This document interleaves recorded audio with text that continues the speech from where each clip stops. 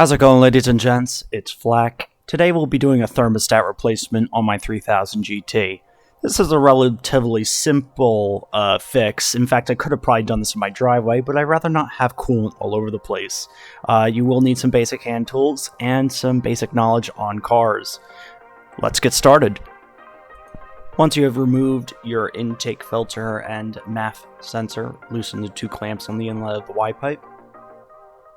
Now loosen the clamp on the throttle body inlet.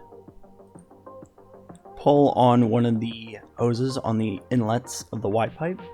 Be careful again of the left hose clamp. It will slide down like that, except it goes a little farther, and that's a pain in the butt to get to.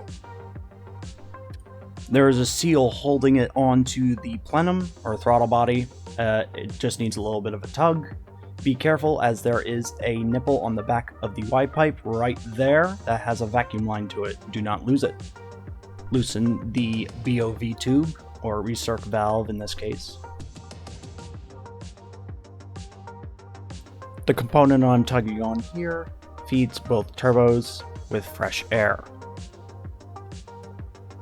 I loosened both clamps. You should be able to do it with just one removed. However, I removed both just in case I needed to clean gasket material off or get better access.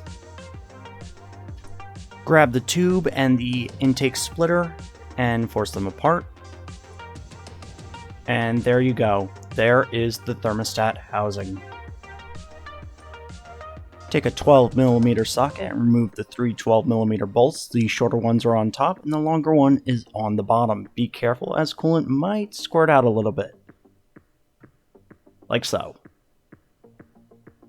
There is also a 10mm bolt on the thermostat housing cap. Remove that. It's holding some lines on. I am unsure of what the lines are doing, but you don't want to damage them.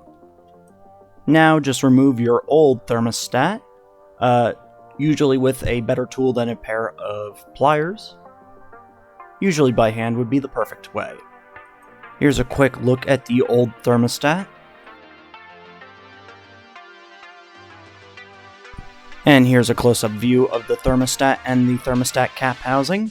That's going to need to get cleaned, and you can see the thermostat is stuck open. The OEM part I got straight from Mitsubishi. It was labeled as a service kit, however only came with a thermostat.